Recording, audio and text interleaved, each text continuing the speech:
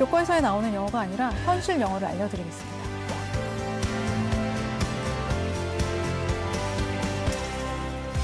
외국인한테 영어로 얘기했는데 외국인이 못 알아들은 경험 있으신가요?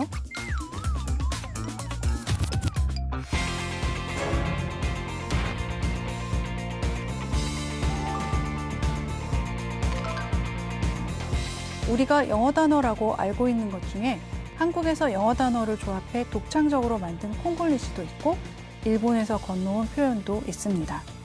번역기로는 알 수 없는 영어의 실제 쓰임새를 알아봅니다. 강의 시작하겠습니다. 지난 2년간 우리의 삶을 송두리째 바꿔놓은 코로나19는 우리의 언어에도 영향을 줬습니다. 감염병이 세계적으로 대유행하는 상태를 말하는 팬데믹은 처음엔 생소했지만 이젠 일상어가 됐죠. 사회적 거리두기, 확진자, 방역, 자가격리 같은 보건 용어가 일상적인 언어가 됐는데요. 영어 역시 마찬가지입니다. 새로운 단어가 많이 생겨났어요. How about the topic related to COVID-19? COVID-19. My skin is always irritated because this mask.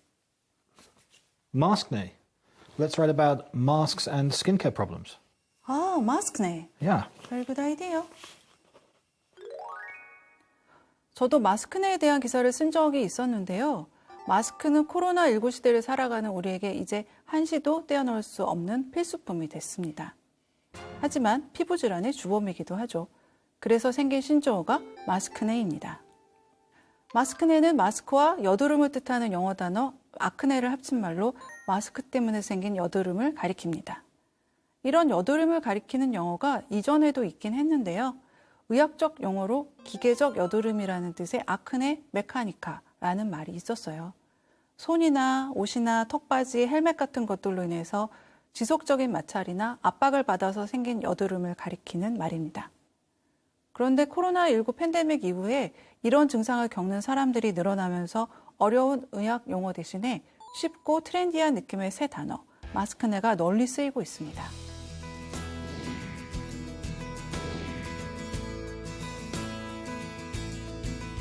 작년 뉴욕타임스와 워싱턴 포스트에도 마스크네 관련 기사가 실렸었죠.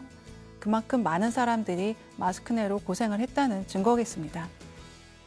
코로나 때문에 원래 있던 단어에 새로운 뜻이 추가된 경우도 있었는데요. 버블이라는 단어가 그랬습니다. 버블은 거품이라는 뜻이죠. 하지만 이번 코로나를 거치면서 버블에는 가족이나 친구, 직장 동료처럼 서로 친밀하게 교류하지만 다른 사람과는 접촉할 수 없는 작은 그룹을 가리키는 말이 됐습니다. 커다란 거품방울 안에 몇 명의 사람들이 들어가 있는 모습을 상상하시면 될 것 같은데요. 이 방울 안에 있는 사람들은 서로 만날 수도 있고 같이 밥을 먹을 수도 있지만 다른 사람들과는 만날 수 없는 겁니다. 우리나라에서는 도입하지 않은 제도인데요. 영국이나 뉴질랜드 같은 일부 국가에서는 코로나19로 인해 봉쇄령이 내려지면서 정해진 사람들 외에는 다른 사람들과 만날 수 없고 그 안에서만 서로 교류할 수 있게 허용된 사람들의 그룹, 버블을 지정하기도 했습니다. 소셜 버블이라고 하면 이런 작은 그룹을 가리킵니다. 버블에 이런 뜻이 있다는 걸 모르면 글자 그대로 사회적 거품이라고 해석해서 무슨 뜻인지 짐작하기 어려울 것 같습니다. 트래블 버블이라는 말 들어보셨을 것 같은데요. 이때 버블이 바로 여기서 나온 말입니다. 트래블 버블은 코로나 안전 국가들끼리 협약을 맺고 여행을 허용하는 겁니다. 트래블 버블을 맺으면 입국 시 2주간 자가격리를 할 필요가 없죠. 보건 전문 용어인데 코로나 때문에 사람들이 너무 많이 쓰다 보니까 일상화가 된 말도 많습니다. 소셜 디스턴싱이 대표적입니다. 사회적 거리 두기가 영어로 소셜 디스턴싱이죠. 소셜 디스턴싱과 소셜 디스턴스는 좀 다릅니다. 전에는 사회적 거리라는 뜻의 소셜 디스턴스라는 말을 더 많이 썼죠. 소셜 디스턴스는 사회학 용어인데요. 어떤 개인과 개인, 집단과 집단 또는 개인과 집단 사이의 친밀함의 정도를 말합니다. 자가격리라는 말도 많이 쓰였죠. 영어로 self-quarantine이나 self-isolating이라고 합니다. 영국 옥스퍼드 사전은 자가격리를 self-isolating이라고 표현하고요. 다른 사람들과 완전히 떨어진 상태로 지내는 것, staying away from other people completely 라고 정의했습니다. 아예 새로 생긴 신조어도 있어요. 이메일을 쓴다고 가정해 볼게요.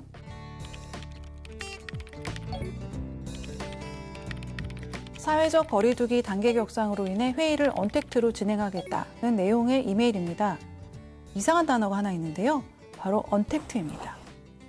Next Tuesday's meeting will be untact meeting이 아니라 Next Tuesday's meeting will be held remotely로 써야 할 것 같습니다. 비대면을 뜻하는 untact는 신조어입니다. 아니다라는 뜻의 접두사 on과 접촉하다라는 뜻의 contact를 합쳐서 한국에서 만든 말입니다. 한국인들이 영어를 활용해서 만든 콩글리시인 거죠. 영어로는 non-contact나 non-face-to-face라고 하면 같은 뜻으로 이해가 됩니다. 이렇게 한국에서 만들어진 영어, 그러니까 콩글리시가 많은데요. 분명 영어 단어로 만들어진 말인데 미국이나 영국에서는 우리가 아는 그 뜻으로 쓰이지 않는 말입니다. 콩글리시는 한국에서 영어를 이용해서 만든 새로운 단어로 영어가 아닙니다. 한국어입니다. 한국에서만 쓰이는 말이고 영어권에서는 통용되지 않으니까요.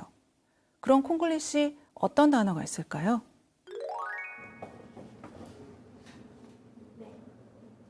I'm sure you've heard a lot of Konglish since you moved to Korea. What was the strangest one? Fighting is always a bit weird. Like, I'm not saying that I expect people to actually fight me, but it does sound quite aggressive. People say fighting all the time. You spend a lot of time watching baseball game. You must hear fighting all the time. Yeah, it just took a little while to get used to. 짐이 말한 것처럼 파이팅도 콩글리시입니다. 우리는 누군가를 격려할 때, 응원할 때 파이팅이라고 하죠. 기운내 이런 뜻인데 fight라는 영어 단어에 ing를 붙여서 이 상황을 극복할 수 있게 힘내라 라는 뜻으로 쓰입니다. 하지만 원래 영어 fight는 싸우다라는 뜻이고요. fighting이라는 거는 he's fighting against something or somebody 라는 현재 진행형의 동사잖아요. 그러니까 미국에서 누군가한테 fighting이라고 하면 무슨 말인지 모릅니다. 아무런 뜻을 갖지 못한 감탄사처럼 들리는 거죠. 하지만 이제는 상황이 달라졌습니다. 한국 드라마에서 주인공들이 내내 파이팅하면서 주먹을 불끈 쥐는 장면이 자꾸 나오니까 한국 드라마를 보는 사람들이 자연스럽게 파이팅이라는 말을 배우게 된 겁니다. 파이팅은 이번에 옥스포드 사전에 등재된 26개 한국에서 온 단어 중 하나인데요. 이 사전에서도 파이팅은 한국에서 유래한 말로 누군가를 격려할 때 쓰는 말이라고 정의했습니다. 파이팅과 같은 뜻을 가진 영어는 없는 것 같습니다. 파이팅은 굉장히 광범위하게 쓰이는데 이런 경우 모두에 해당하는 영어 표현은 없는 거죠. 경기장에서 박경수 선수 파이팅이라고 할 때 영어로는 go, 박경수, go 이렇게 말을 하죠. 무슨 시험을 앞두고 있는 사람한테도 우리는 파이팅이라고 하는데요. 이럴 때는 good luck 정도가 적당한 것 같습니다. 운동선수한테 응원한다고 할 때 쓰는 동사 표현은 root for입니다. I'm rooting for you 라고 하면 나는 당신을 응원합니다 라는 뜻이 됩니다. 콩글리시를 쓰면 올바른 영어를 쓰지 않는 것처럼 느껴지기도 하죠. 잉글리시가 세계 공용어인 만큼 미국인이나 영국인처럼 영어를 잘하고 싶은 마음이 들기도 합니다. 그러나 언어는 소통의 도구고 사람들은 자신이 전하려고 하는 의미를 가장 잘 전달할 수 있는 말을 선택하게 마련입니다.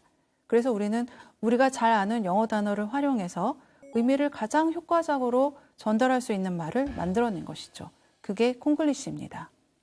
챙글리시나 스팽글리시라는 말도 마찬가지죠.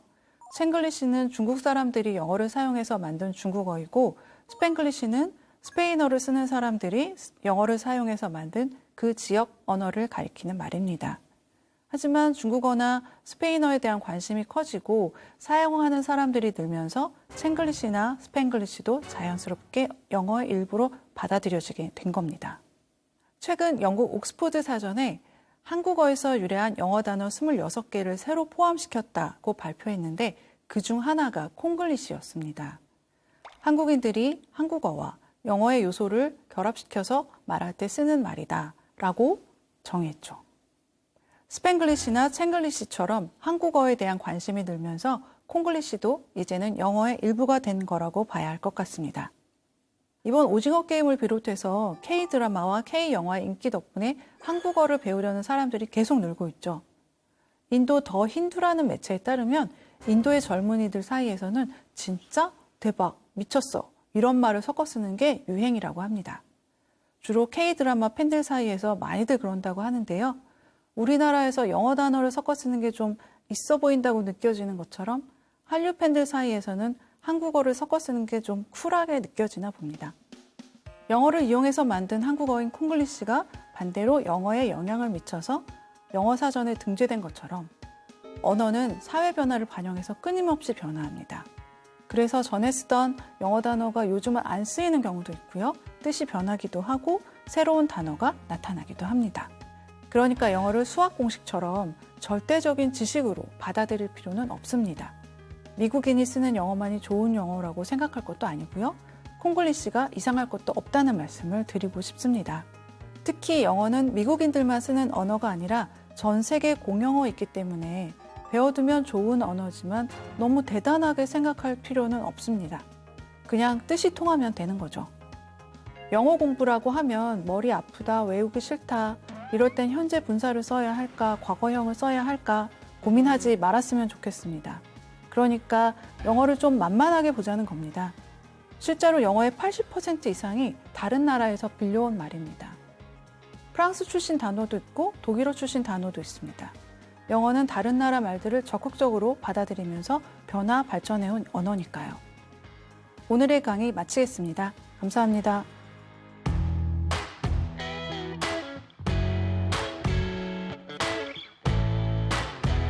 It's like I never loved you, like I was never gonna